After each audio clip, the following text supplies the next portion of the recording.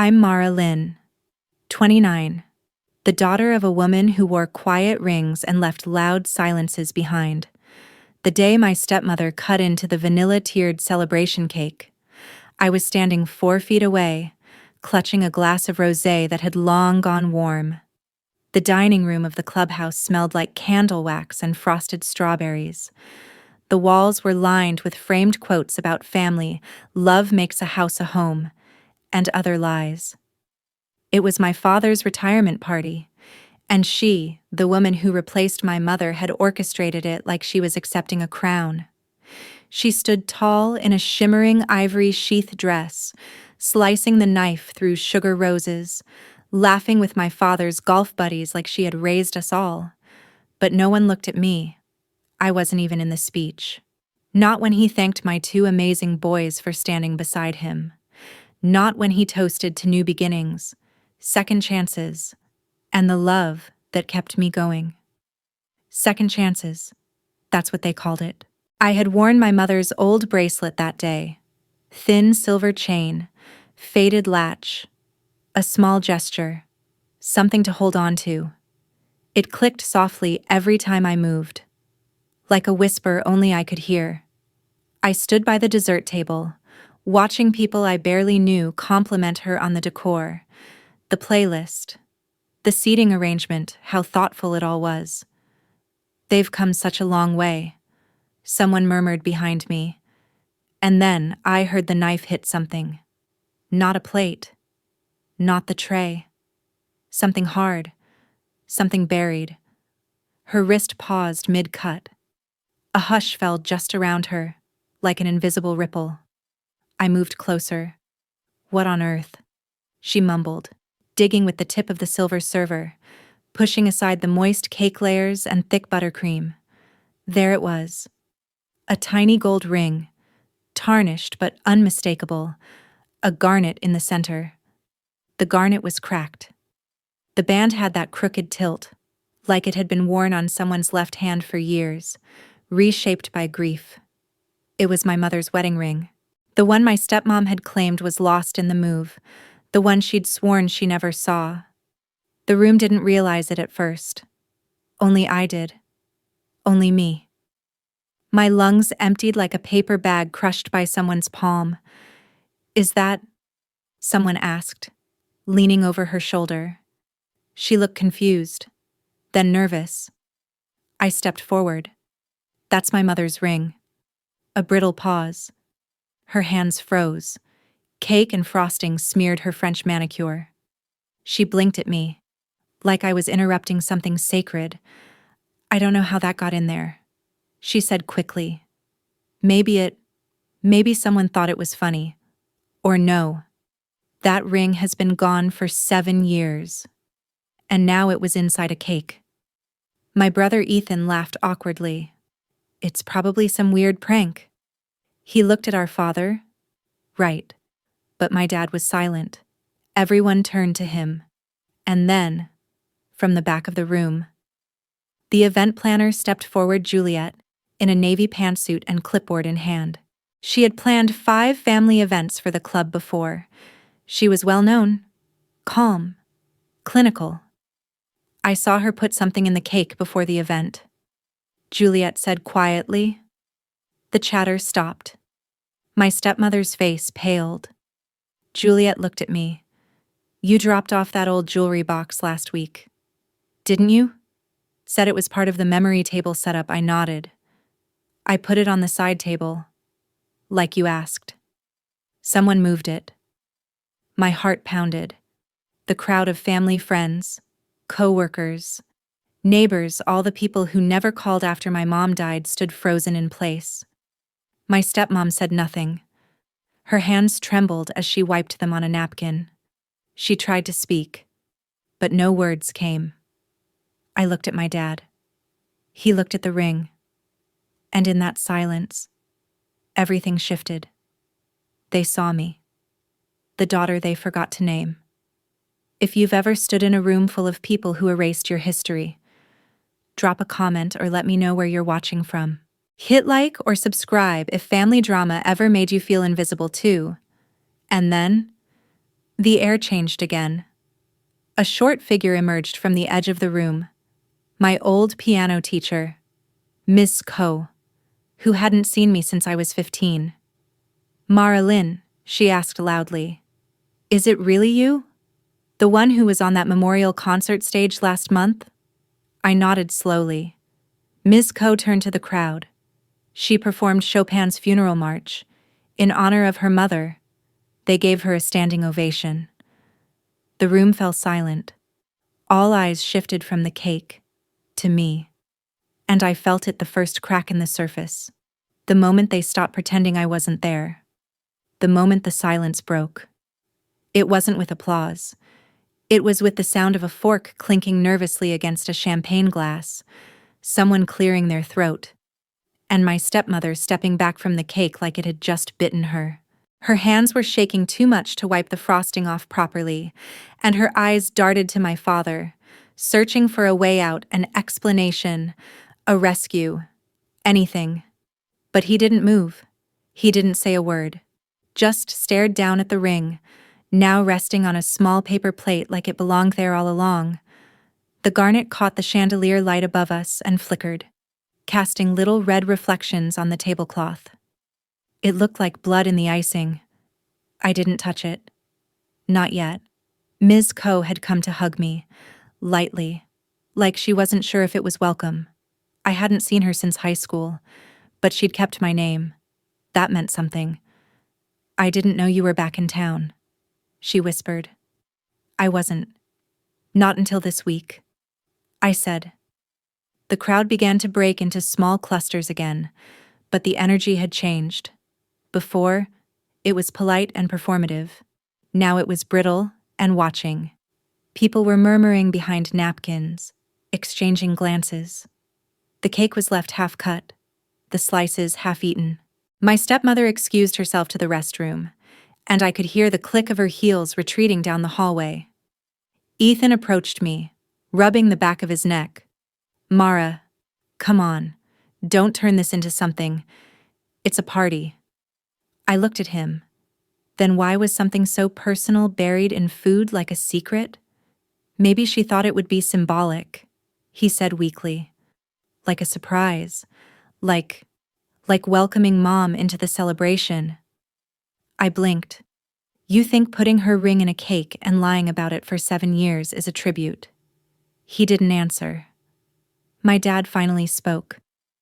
"Let's go outside for a minute. Mara." We stepped through the glass doors into the small courtyard garden, where the string lights hung between topiaries and fake fountains gurgled gently. I could smell cut grass and the faint chemical sweetness of champagne spilled on stone. He didn't face me right away. Just stood there, hands in his pockets, staring at the sky like he might find an easier version of the truth up there. "I didn't know she still had the ring," he said after a pause. "When we moved, she told me she donated everything in that box." "Donated," I repeated. "She said you'd gone through it already, that you didn't want anything." I swallowed hard. "I left it sealed. I told her I'd pick it up when I came back from my teaching job. She said she'd keep it safe." He sighed. "I should have asked. I should have checked. You should have remembered it was Mom's," I said quietly. He nodded. For a moment, I wanted to scream. I wanted to ask him why her photos were replaced in the hallway, why her recipe cards were thrown out, why he let someone erase her so efficiently and so completely. But I was tired, and I didn't want to be a daughter begging for space in her own history. Instead, I just said, "You know, I used to try that ring on when I was little. I'd sit on the rug while she folded laundry and pretend I was getting married. She always laughed and said, 'Don't grow up too fast.' Mara Lynn." His face tightened. "I remember." "No, you don't. You weren't there," I said, not angrily, just stating it. We stood in silence until a staff member opened the door behind us. "They're doing the toast now," she said, glancing nervously between us. "I'm not going back in," I said. He nodded slowly. "I'll stay with you." I didn't ask him to. But we sat together on the bench by the fountain anyway, and for once, he didn't try to fix anything. He just let the discomfort breathe. After the speeches and the laughter inside died down, the guests began to leave. A few came outside, nodding politely at me or avoiding eye contact entirely. One woman patted my shoulder like I was a dog that had bitten someone and now needed reassurance. Someone else muttered something about family drama under their breath, but Juliet, the event planner, stayed behind. She came out with a to-go box holding the ring. "I cleaned it," she said softly. "I thought maybe it shouldn't sit in cake any longer." "Thank you," I said, taking it carefully. "You don't have to return to the party," she added. "You already said everything just by standing still." I didn't know what that meant at the time, but it stayed with me. Back home. I placed the ring on my mother's old nightstand. The bedroom had been turned into a guest room now, and most of her things were gone.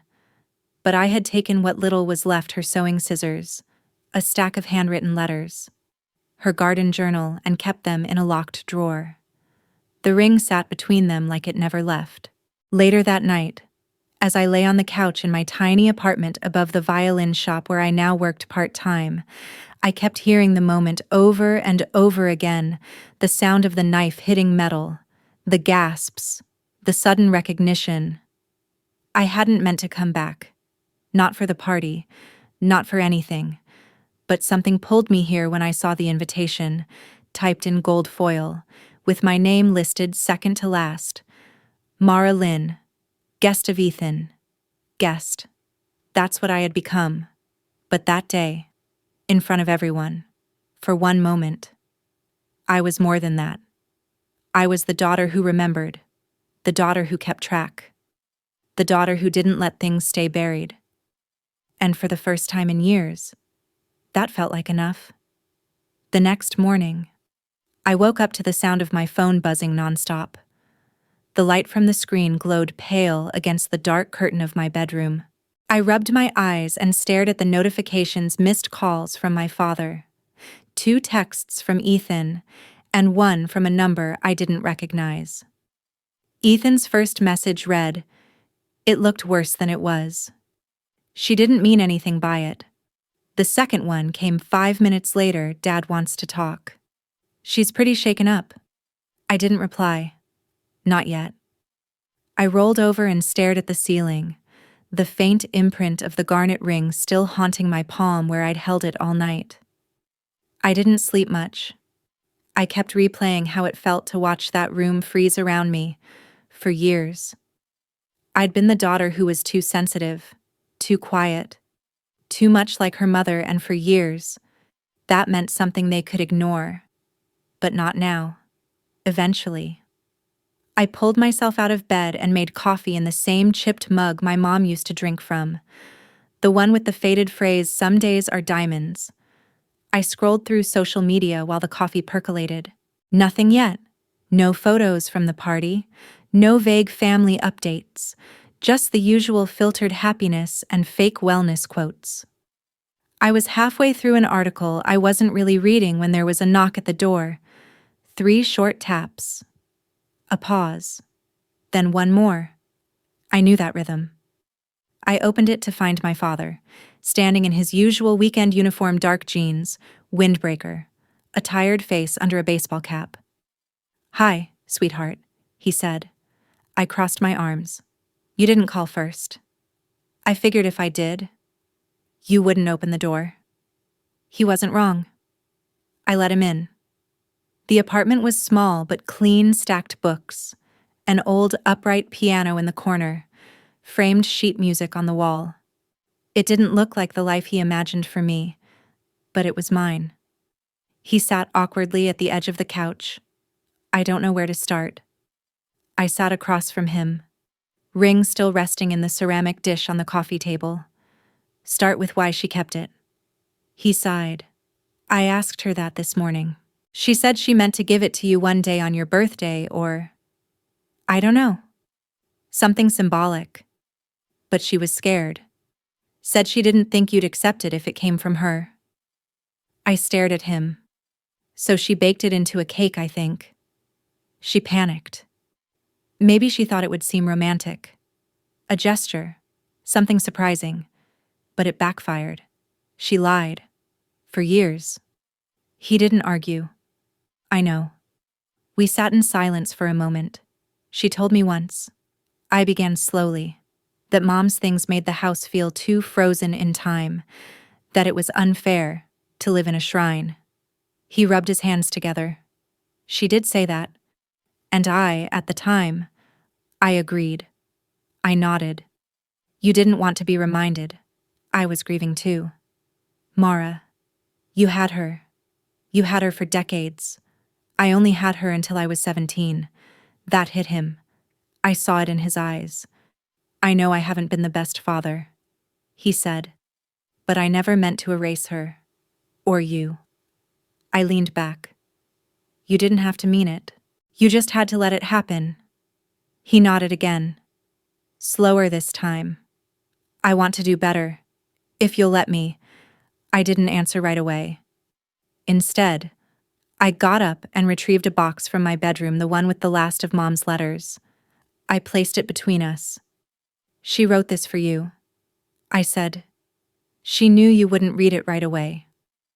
His hand trembled slightly as he opened the envelope. He didn't read it aloud.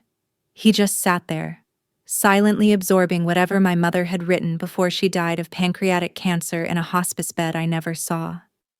When he finished, he folded the letter and stared at the wall. She was always braver than me, he whispered. I nodded. She was also quieter than me, but not invisible. We sat there for a long while, drinking coffee and not saying much. When he left, he didn't take the ring with him.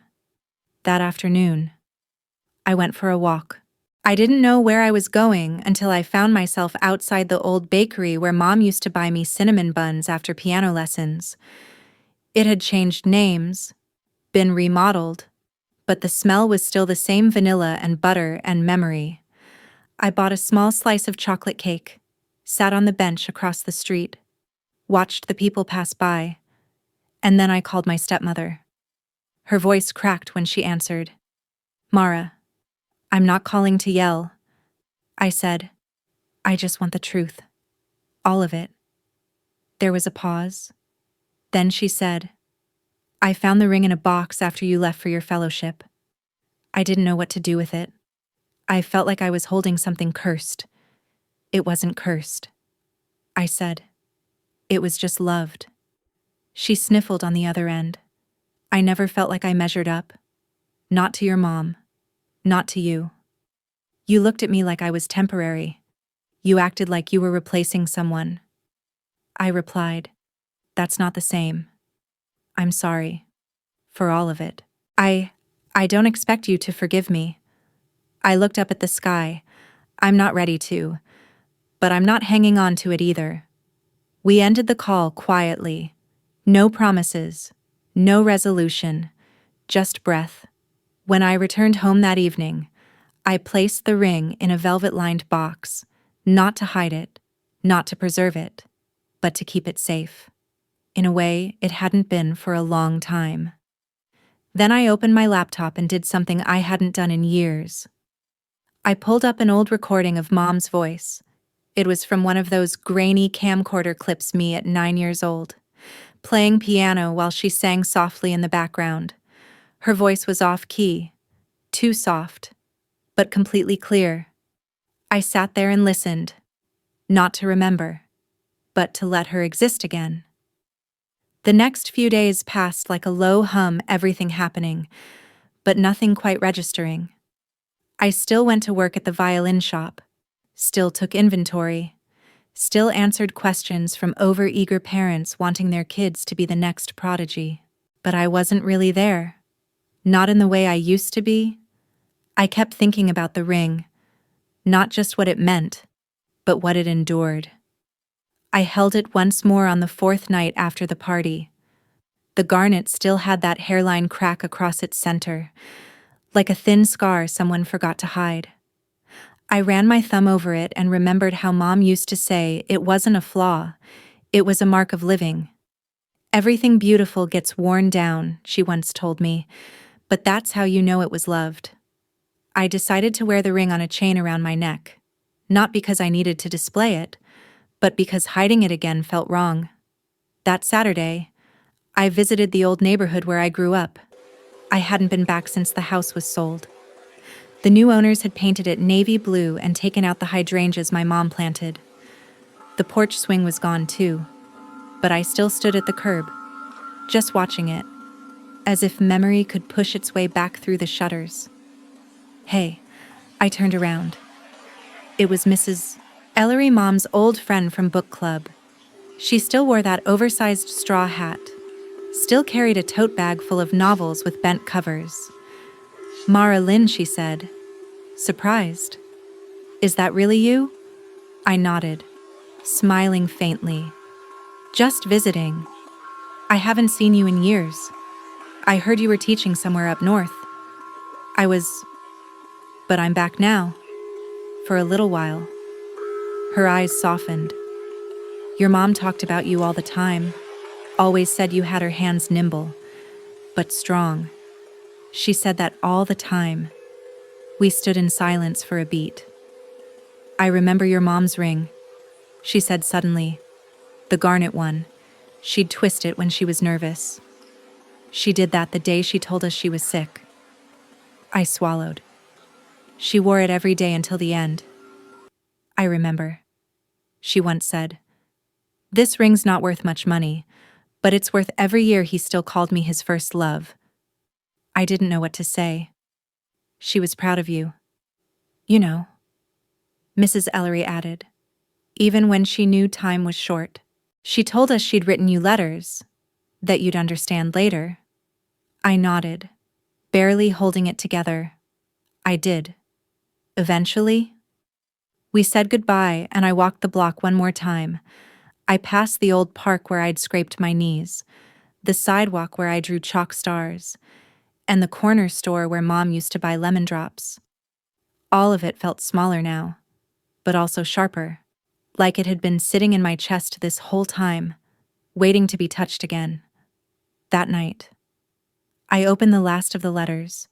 It was dated 2 days before she died. The handwriting was shaky. The ink had bled in some places. "Mara, I hope by now you've made music your own again, that you don't just play to prove something, but to feel something. I hope you eat cake on your birthday, even when I'm not there to make it. And I hope you know, you were never too much. You were never invisible to me. Love. Always, Mom." I read it 3 times before folding it back. Then I put on her favorite Chopin prelude, the one I used to butcher as a kid, and let it play through the apartment. The next morning, I met Ethan for coffee. He was already seated at our old booth at Westbridge Cafe, flipping through emails on his phone. He looked up as I approached, giving me the kind of smile that tried too hard to be neutral. "You look tired," he said. "Thanks," I replied dryly. He held up a paper bag. "I got you a lemon muffin. Like old times, I didn't touch it. I wanted to talk," he said. "Without the crowd. Without Dad. Without her." "Okay," I said. "Talk." He leaned in. "Look, I know I haven't been the best brother. I let things slide. I didn't fight hard enough when you started getting pushed out. I didn't protect your space." I raised an eyebrow. "You think I needed protection?" "No," he admitted. "I think you needed presence. And I wasn't that. That felt closer to the truth. I wanted to believe things would settle." He went on. "That Dad would come around. That she would warm up. But I stopped checking in. And then it just became easier to pretend things were fine. And now I asked." He took a breath. "Now I know they weren't. And I'm sorry. Really." I let his words sit in the space between us. I stirred my tea. I didn't cry. I was angry. I said, "Not just at you, at everything, but mostly at how easy it was for everyone to forget." He nodded. I know. There was a long pause. I still remember you at Mom's memorial, I added. You didn't say anything, just stood there holding her photo like it weighed 1,000 pounds. I didn't know what to say. Me neither. But I sang. I remember, he said softly. You were the only one who looked like you belonged up there.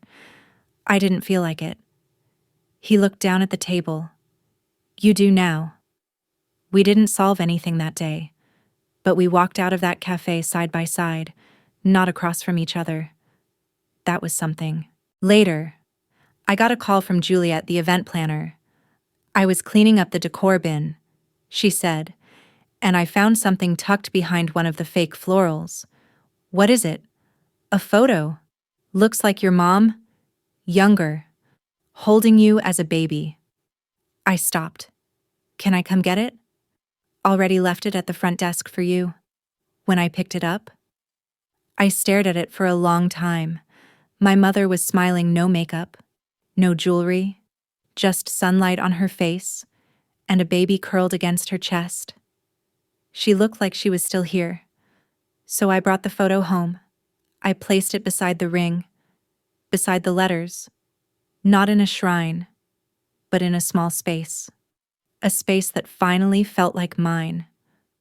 The morning after I picked up the photo, I found myself staring at it longer than I meant to. The way her eyes softened around the corners, how one hand cupped the back of my infant head, the other gently steadying my foot. There was no posing in that frame, just presence. It made me think about how rare that had become in our family. Presence.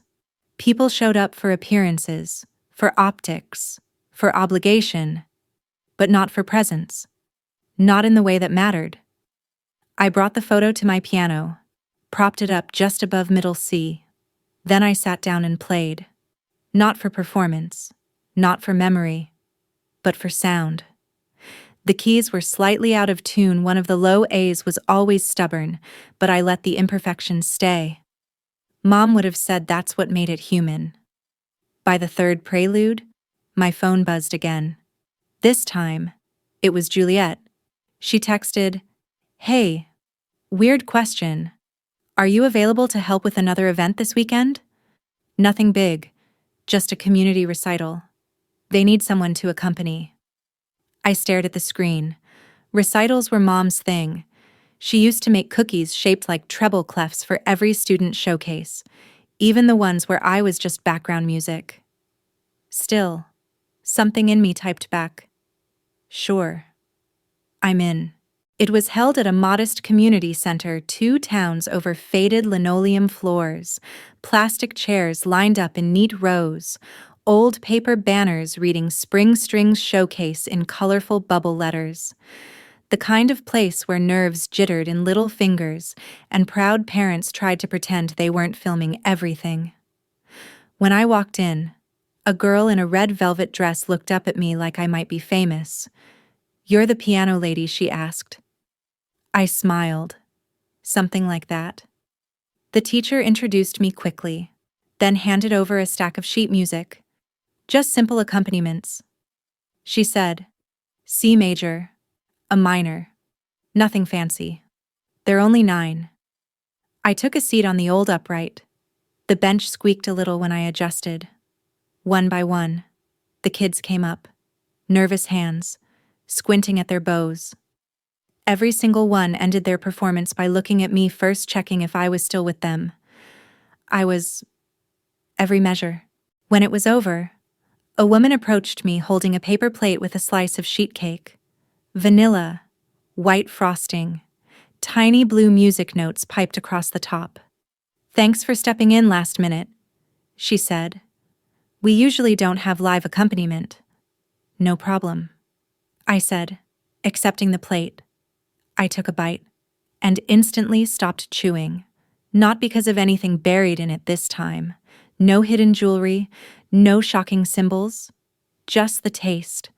The exact vanilla recipe my mother used to bake on the first day of spring. I wiped the corner of my mouth and smiled faintly. "Did you make this?" The woman nodded. "From my mom's old recipe. She called it sunrise cake, something she made when the days got longer. I laughed quietly. My mom made something like that too. She handed me a second slice. Take some home. You've got a kind face. Reminds me of someone I used to know. I walked out into the spring air with both slices in a paper box and a warmth I hadn't felt in years. Back in my apartment, I placed the second slice in the fridge. I couldn't bring myself to eat it right away. The next few days unfolded slowly. My father called once, asking if I wanted to attend an art exhibit with him. He didn't say it was an apology. He didn't have to. I agreed. And we went. Just the two of us. At one point, we stood in front of an abstract canvas, bold reds and thin golden lines twisting through like veins. I don't get it, he said. You don't have to get it. I replied. You just have to feel it. He looked at me, then the painting. So it's okay if it makes me feel a little lost? Yes. He nodded. Then I guess it's working. After the exhibit, we walked down the street and ended up outside a small antique shop. The windows were cluttered with dusted porcelain, chipped clocks, and a display of vintage brooches. Something drew me inside. At the back of the store, I found a faded velvet jewelry box tucked behind a shelf of teacups. When I opened it, there was a locket inside, empty on the inside, but etched with the words, "Kept, not forgotten." I bought it, not for symbolism, not for drama, just because it felt honest. When I got home, I placed a photo of my mom inside it. Not the baby one, a different one, her standing in the garden. Hair tucked behind one ear, squinting into the sun. Then I placed the locket next to the ring on the nightstand. That night, I dreamed of the moment she used to say goodbye to me before school. She always kissed my cheek and whispered, "Remember what's yours." I never knew what she meant, but maybe I was starting to. Later that week, my stepmother reached out again. She asked if I wanted to have lunch. I met her at a small cafe, neutral ground. She looked tired. Not performative, not dressed up. Just human. "I've been doing a lot of thinking," she said, stirring her tea, "about what it means to enter someone else's story." I stayed quiet. I thought being a stepmother meant holding everything together, like superglue. But maybe it's more about not forcing things into place. That's a start, I said. She looked at me. I know I've made mistakes. I know I tried too hard to fit into something that didn't need fitting. I took a sip of water. She hesitated. But I also want to say thank you. Because you reminded me that grief doesn't disappear just because we build something new. I looked her in the eye. Grief is the proof we cared. She smiled faintly. Do you think one day we could both care? Without stepping on each other, I didn't answer right away. But after a moment, I said, maybe, if we stop pretending we're replacements. She nodded. That's fair. We parted without a hug. No big declarations. Just two women, sitting with what was true. When I got home, I played the piano again. And this time, I wasn't performing for anyone. I just played. Because I could. Because it was mine again. It was sometime in early May when I started to feel the quiet again, not the aching silence I'd known for years, but the kind that stretches itself gently between moments, allowing space for breath. The kind my mother used to cultivate in the mornings with her slow coffee and hum of NPR, long before anyone else in the house had woken up. Spring inched forward. The magnolia trees near the violin shop bloomed soft and wide. People began walking a little slower on the sidewalks, as if they, too, had just remembered the world was made of more than appointments and apologies. I was working on restringing a cello one Tuesday afternoon when I heard the shop door chime. I looked up and saw Ethan standing there, holding a small box wrapped in brown paper. He approached the counter like a kid returning a library book late. "You busy?" he asked. Depends. You here to argue or apologize again? He smirked. Neither. I come bearing a peace offering. He placed the box on the counter and nudged it toward me. I undid the string and peeled back the wrapping. Inside was a neatly folded quilt square linen, hand-stitched, with our mother's initials embroidered into the corner. I knew it instantly. It used to be part of the quilt that sat folded at the end of her bed, the one I thought had been donated or tossed out like everything else. I found it in a trunk in Dad's garage. He said, I think it got separated when the house was cleaned out. I ran my fingers over the thread. Pale pink, slightly faded, but still firm. The seams held. My throat tightened. She used to mend this during the last winter, I said. I remember watching her do it by the window. I don't remember that, he admitted. I nodded. You were already back at college. He leaned on the counter, his voice softer now. You kept a lot of her to yourself. I had to. No one else wanted the pieces. There wasn't bitterness in my voice anymore. Just fact. He nodded slowly. I want to start remembering differently. With you, not through her. I didn't say anything, but I refolded the square gently, like it was something sacred. Maybe it was that weekend. We visited the cemetery together. We hadn't done that since the funeral. The plot was small, marked by a simple stone with her name etched in a font she would have found too plain. Someone had planted tulips nearby. I didn't know who. Maybe a neighbor, maybe a stranger, maybe no one at all. I brought the ring, wore it around my neck as I had been for days now. I stood in silence for a while, letting the wind pull at my jacket, listening to the sound of Ethan breathing beside me. Do you remember when she made us bury our broken toys in the garden? I asked suddenly. He laughed. Yeah. She said everything deserved a proper goodbye. She made me read a eulogy for my stuffed rabbit. I had to do one for my yo-yo. Said it lived a full life. We both smiled, and for a moment, I didn't feel like a stranger in my own family. I'm sorry it took me this long, he said. You were grieving too, I replied. We stood a little longer. I whispered something to her. Nothing profound, nothing rehearsed. Just, I'm okay now. We left the cemetery quietly. The next day, my stepmother dropped off a package at my door. No knock. Just the sound of retreating footsteps and a flash of her scarf disappearing down the hallway when I peeked through the peephole. Inside the package was a small wooden box. On top was a note. For what I didn't understand. For what I tried to replace, instead of respect. I opened it carefully. Inside were things I hadn't seen since I was a teenager. My mom's broken glasses. Her lipstick tube in the plum shade she only wore on holidays. A dried pressed lily from the backyard. And a cassette tape labeled Mara's Lullaby. I didn't even know that existed. I found my old cassette player buried in the storage bin under my bed. It still worked. Barely. I inserted the tape, pressed play, and held my breath. At first, just static. Then her voice.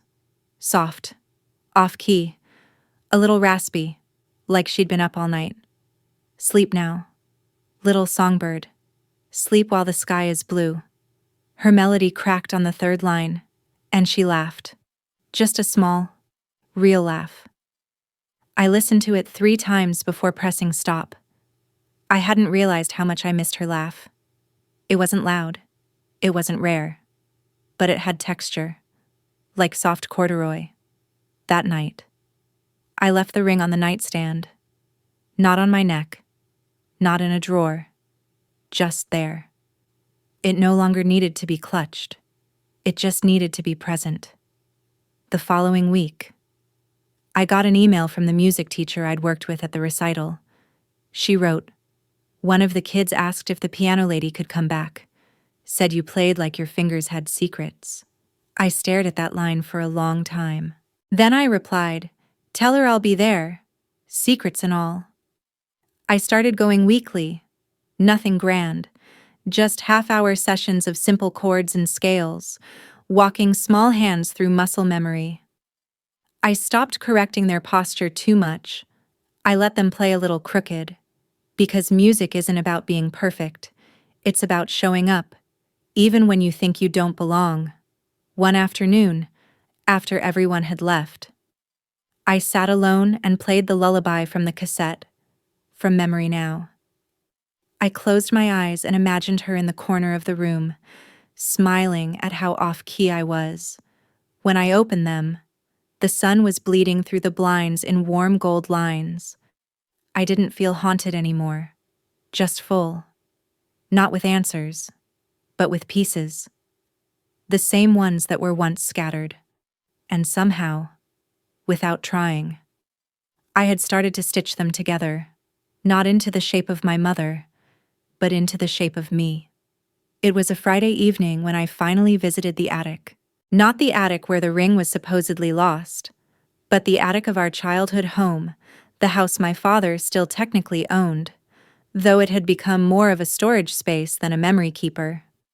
He hadn't lived there since moving in with my stepmother, but the keys still hung on his chain like a habit he couldn't break. He met me at the curb, said nothing as he handed over the key, just nodded, and waited in the car while I walked through the overgrown path to the side entrance. The smell hit me first: dust, old wood, the faint sourness of forgotten cardboard. The front room was stripped bare, but the attic was still heavy with everything time had refused to take. It creaked when I climbed up. The wooden ladder still had the initials E+M carved into the side panel, probably from some childhood pact between Ethan and me we didn't remember making. I took a flashlight with me and a thick scarf around my neck, even though it was warm outside. Some rituals are hard to break. Inside, the air was thick with silence. Boxes labeled in my mother's handwriting lined one side. Some were labeled books, others photos, and one in the corner simply said Mara's. I went to that one first. Inside, I found the things I didn't know I missed. A crumpled program from my third-grade ballet recital Flower Number 3 was printed next to my name.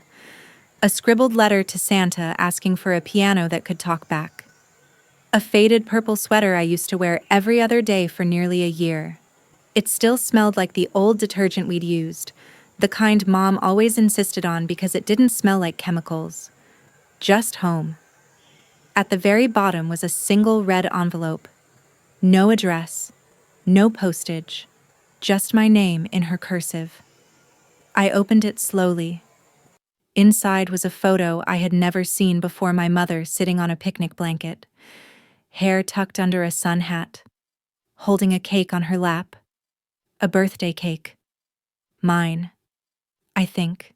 Her face was lit with laughter, her mouth open mid-sentence, her eyes locked on someone just outside the frame. On the back of the photo, she'd written, "Sometimes the gift isn't inside the box, it's the hands that held it." I stared at that for a long time. Eventually, I set the photo aside and continued sorting through the rest. Some of it I brought down with me, mostly letters and photographs. The rest, I left where it was. You don't have to carry everything to keep it. When I locked up and returned to the car, my dad looked at me but didn't ask what I found. He didn't have to. "I should have gone through it with you," he said.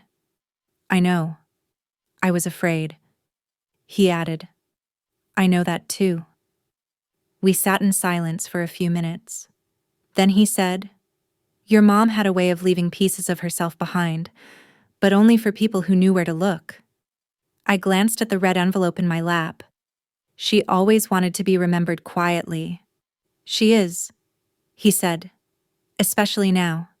We didn't speak for the rest of the ride, but when he dropped me off, he looked me in the eye and said, "You're more like her than I ever admitted." "Then maybe I turned out all right after all," I replied. He smiled at that. Not a big one, Just the kind that knows it doesn't need to be earned in one sitting. Over the next few weeks, I fell into a new rhythm. Monday mornings at the violin shop, Tuesday evenings at the community center with the kids, Friday afternoons reserved for the piano bench in my apartment, which was now flanked by the photo from the attic and the ring, still safely resting in its dish. One afternoon, I found myself rearranging the living room, not out of boredom, but because something inside had shifted. I pulled the small shelf out from the wall and dusted off the forgotten record player. Plugged it in. Found one of Mom's old jazz records I'd rescued from donation years ago. It cracked and popped as it started. Ella Fitzgerald's voice came through, soft and worn. I sat down cross-legged in the middle of the room and listened. No screens, no scrolling, no multitasking. Just the record. Just the light slanting through the blinds. Just me. And that's when I noticed something. In the very corner of the old vinyl sleeve was a note barely legible, nearly rubbed away. It was in pencil, faint and hurried. Play this when you need reminding. Love. M. I touched the letters with my fingertip. It didn't feel like grief anymore. It felt like presence. Like she had been patient enough to wait for me to catch up. The next recital was scheduled for the following weekend.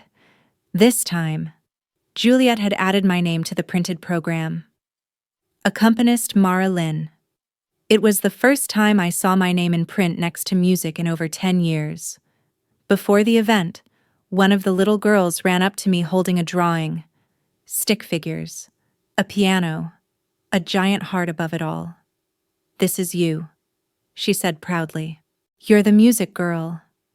I looked at it and smiled. "Thank you. I'll keep it." When I returned home that night, I pinned it on my fridge. Next to it, I placed another note, one of my mother's. No fanfare, no frame, just taped gently beside a drawing from a girl who believed in music. I didn't need permission anymore. I didn't need to be named in someone else's speech to know who I was. I had found her again. In cake. In silence. In scars. In sound. And in the space she left behind. I had built something for myself. Not in place of her, but beside her. The last time I visited my stepmother's house. I didn't plan on staying. I just wanted to drop something off a photocopy. Really.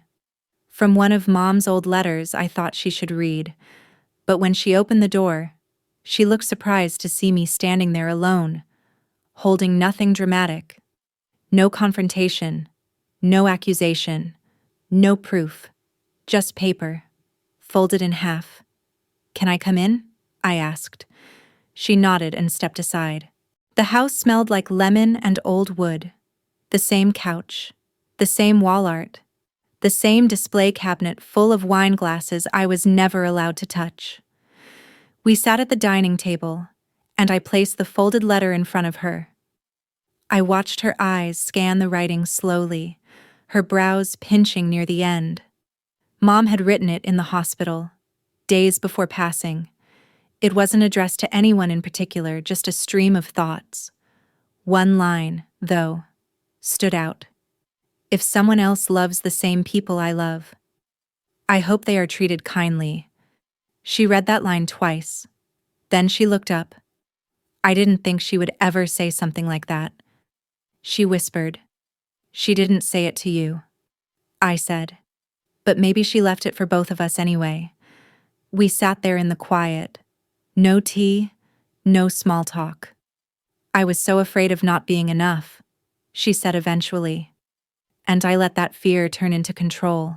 I thought if I could organize every holiday, plan every dinner, fix every broken shelf, that maybe you'd stop looking at me like I didn't belong here. "I never needed you to fix anything," I said. "I just needed space to grieve without someone vacuuming under my feet." She let out a short, embarrassed laugh. "I really did vacuum too much," she said. I nodded. "You once vacuumed during the memorial planning meeting." We both smiled. for the first time without any defensiveness between us. "I can't change what I did," she said. "No," I said. "But you can stop hiding behind intentions. You can just say what happened." She met my eyes. I took her ring. I found it. And I told myself I would hold on to it until the right time came. But no time ever felt right, because I never earned it. I watched her fingers nervous, twitching. I tried to bake it into something sweet. She continued. "So it wouldn't feel like a theft. But it was. And I'm sorry." I nodded slowly. Okay. It wasn't forgiveness. Not yet. But it was something close to understanding. And maybe that was enough for now. As I stood to leave, she surprised me again. "There's something I'd like you to have," she said. She went to the hallway closet and returned with a small wooden box. Inside were the things I thought had vanished: Mom's reading glasses, her sewing thimble, and the dried rose from the garden she used to press in old books. The scent hit me like a memory too tender to name. "I was never going to throw them away," she said. "I just didn't know how to share them." This time, I believed her. When I got home, I didn't open the box right away. I just placed it near the window where the light came in softly in the afternoon. The next morning, I opened the lid and placed each item one by one on a shelf, not like an altar, but like something acknowledged. That same week, Juliet invited me to co-organize the summer recital. "I know it's more work," she said, "but you have a way of being steady in chaos. The kids like you. Parents trust you. I don't even own a clipboard." I joked. "You don't need one," she replied. "You already remember the things people forget." That afternoon, I started mapping out the program, names of children who had shaky hands and wild smiles. I listened to their practice recordings and scribbled notes in the margins. One girl, Ava, had written in purple crayon at the top of her music sheet, "I play this for someone I miss." It hit me deeper than I expected. When recital day came, I stood near the back of the stage, hands steady on the keys. The piano was out of tune. Just slightly, but I didn't care. I matched it, let it wobble where it needed to. Ava walked up, turned nervously toward me, and whispered, "Can I play it a little slower today?" "Play it how you need to," I said. And she did. After the final piece, I stayed behind to help clean. Juliet handed me a slice of leftover cake. "I promise there's nothing buried in this one," she teased. But when I took a bite, the flavor stunned me.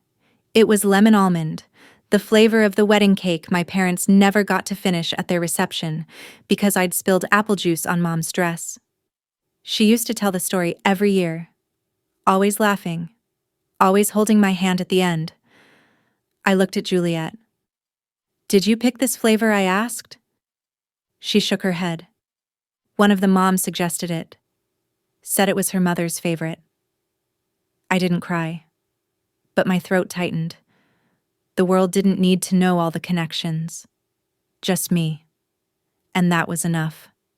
That evening, I went home and opened the velvet ring box again. I slipped the garnet ring back onto my finger, not on a chain, not in a drawer, but where it used to belong. It didn't sparkle. It pulsed, like something that had waited long enough.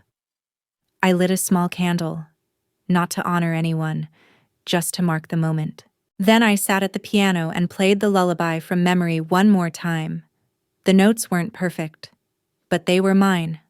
My hands remembered, and in that remembering, I became something I hadn't been in a long time. Whole, not healed, not restored, just whole, with the cracks intact. A ring returned. A voice replayed. A daughter remembered. Not just by others, but by herself.